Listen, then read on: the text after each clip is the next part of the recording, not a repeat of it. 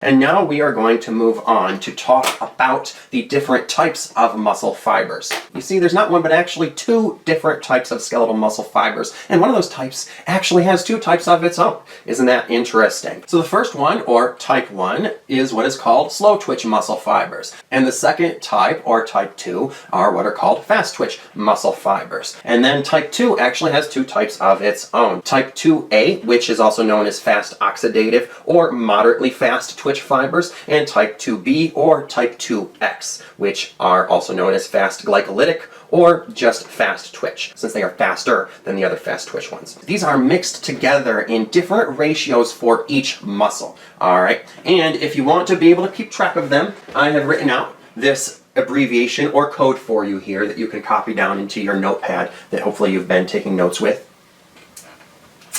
So the code is just 1 equals S, 2A equals MF, and 2BX equals F, or type 1 equals slow twitch, type 2A equals moderate fast twitch, and type 2B or X equals fast twitch. So what are these different muscle fiber types exactly, and what do they do? Type 1, or slow twitch fibers, have a low contraction speed, which is of course why they're called slow twitch.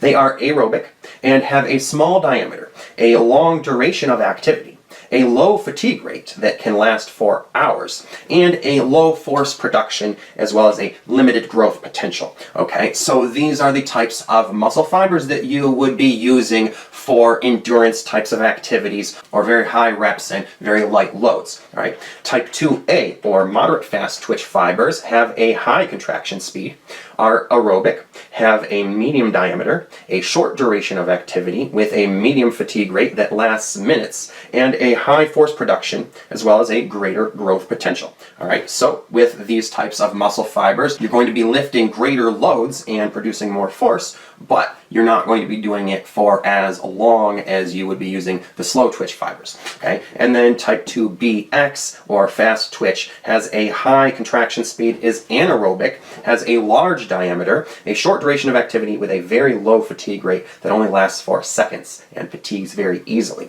and the highest force production, as well as the highest growth potential. Okay, so to recruit the fastest twitch fibers, which are the biggest and have the most growth potential, you want to lift the heaviest loads, but you're not going to be able to use them for very long. Okay, they fatigue in a matter of seconds. All right, so you're only going to recruit them using the types of loading that you can lift in the lowest reps. Now, according to this very important principle in hypertrophy, which is called the Henneman's size principle, these muscle fibers are activated in the order they are listed. So that's why the more reps you do and the more time under tension you have, the more hypertrophy and growth you are stimulating, which in theory should be exponential as your time under tension goes on, since the fibers that are activated later grow more than the fibers that are activated first. This is why the most muscular bodybuilders are the ones doing higher rep ranges without going into endurance training, but doing around 25 reps for a lot of their exercises. However, I just listened to a seminar from the National Strength and Conditioning Association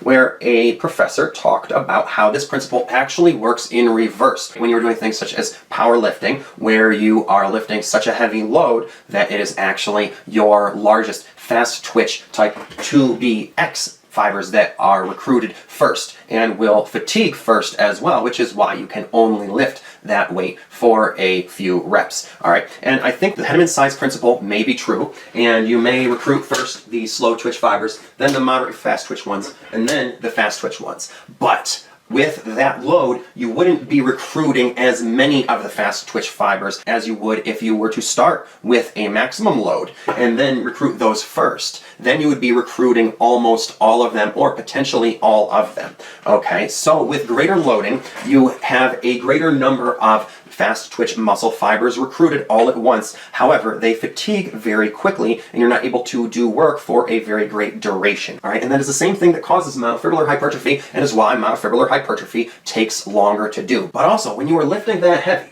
you may recruit these first, and then you may recruit these as well. But you're probably leaving out your slow twitch muscle fibers. So both of these are kind of disbalanced in that you're getting more one side with each one. All right, heavy training trains mostly this, lighter training trains mostly this. Now, as I said, every muscle is made up of a different ratio of the different muscle fiber types. And that's not the same for every person. So we can't say exactly what the amounts are of each in each muscle. We just know that it's different for each muscle and each person. And as I said before, we know that these ratios can be altered with proper training. Though if you are doing hypertrophy training for hypertrophy training's sake and not just to segue into something else, and your goal is hypertrophy, then you should want to be training both fiber types about equally, just as you should want to be training for both types of hypertrophy about equally. Because what you should want is very full, well-rounded muscle growth and development. But if you're an athlete who plays a specific type of sport, that is when you might want one more than the other. All right, so if what you need for your type of athleticism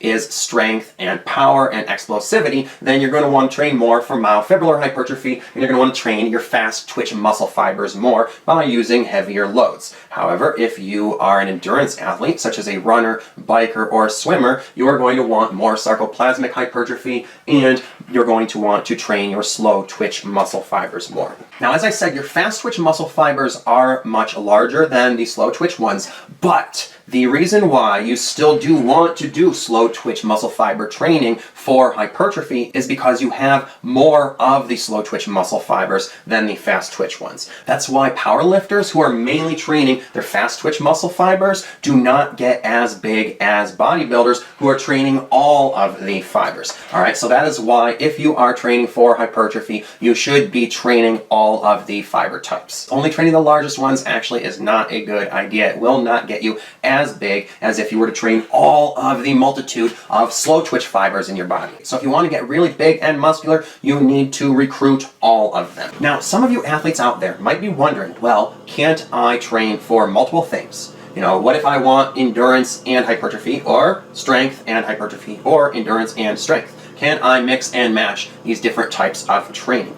You can if you need to for your sport. However, if you are looking for maximum hypertrophy or maximum strength, those two do not mix with endurance. So if you are training specifically for size and the goal of getting muscularly large and aesthetic so that you can go out for a physique competition, then endurance training at the same time would detract from that. Similarly, if you are training to be a strength athlete and go out for powerlifting competitions, training for endurance would also detract from that as well. However, strength training and hypertrophy training can go together, all right, because in strength training you're causing myofibrillar hypertrophy, and in hypertrophy training you could really be doing any of it. Like I said, bodybuilders who do physique competitions are usually doing more sarcoplasmic hypertrophy, but strength training is basically already kind of a type of hypertrophy training. And the reason why doing endurance training at the same time as strength or hypertrophy training would detract from you achieving your maximum potential for growth in either one of those ways is because what makes you grow the largest and get the strongest are fast twitch muscle fibers and the largest motor units, which is something you're going to learn about in the next class, which get recruited with heavy loading.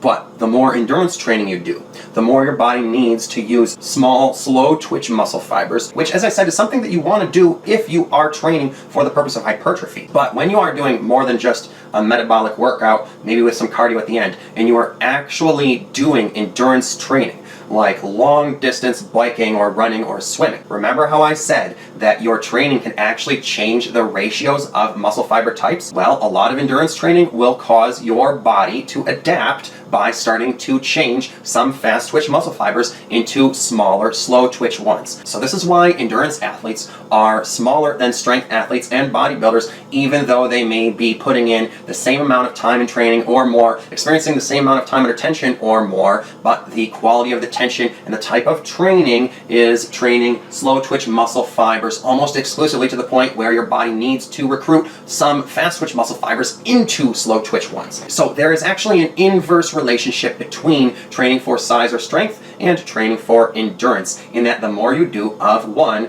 the more it negates the other in the effect on your muscles. All right, and that is something I learned from Chad Waterbury at the NSCA. However, it's something I also experience because as an athlete, my training year actually has two different halves. You see, from mid-fall to mid-spring, I am focused entirely on hypertrophy training with a little bit of strength training thrown in there here and there for added intensity and myofibrillar hypertrophy. But from late spring to early fall, when the weather is nice and hot, I'm primarily focused on my sports, which are endurance training sports. Okay, I'm a biker and a swimmer, and I will spend hours every day biking 10 to 20 miles and swimming for 1 to 2 hours straight. And I mean actually swimming out a mile or two in a lake and swimming around for an hour straight and then coming in, taking a rest, and then doing it again. And these are types of training that fall in the endurance category and train primarily for slow twitch muscle fibers. So over the course of my training years, I'm doing hypertrophy training and strength training, I'm bulking up. And then when I start doing all this endurance training, I don't just shred my fat and get mad cut. I actually start to get a bit smaller because my fast twitch muscle fibers are being converted to slow twitch ones, which are smaller. So that's why I actually never will see the full potential of hypertrophy and strength training, because I will never want to give up things like biking and swimming and running and jumping and other forms of endurance training like playing sports with my friends. And when you do so much of that, it detracts from hypertrophy and strength training. So it is very important that you know the differences in the types of training and what adaptations they are causing in your body so that you can choose them and prioritize them and program them properly, which is what I'm going to be teaching you about how to do in this program. And that being said, that actually concludes this class on the introduction to hypertrophy and how it works and the anatomy of muscle tissue. And you can look very forward to the next class in part 5, which is on the physiological mechanisms of hypertrophy and the practical training implications of them. So in that class, you're going to be learning everything you need to do training-wise in order to cause the most hypertrophy in your muscles, which is very exciting stuff for you to look forward to. So until next time,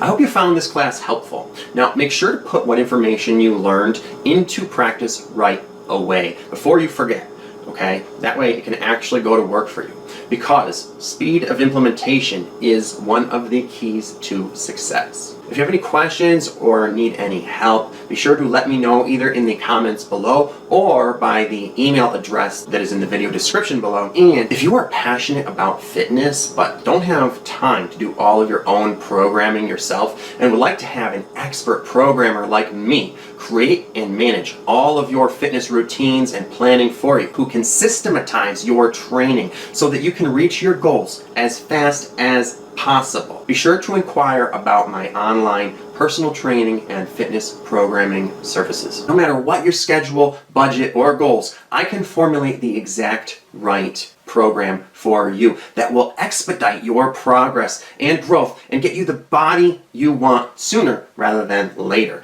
okay? And without ever spinning your wheels in the mud or hitting a plateau. And if you liked anything that I said in this video, be sure to hit that like button and the subscribe button and notification bell too, so that you can get all of my other videos that are like this one. And just remember that these videos are actually part of a course that is laid out in a linear fashion. So make sure you have seen all of the videos before this one that you need to see, and that you are subscribed and will continue to watch the videos that you watch on this channel in the order that they are presented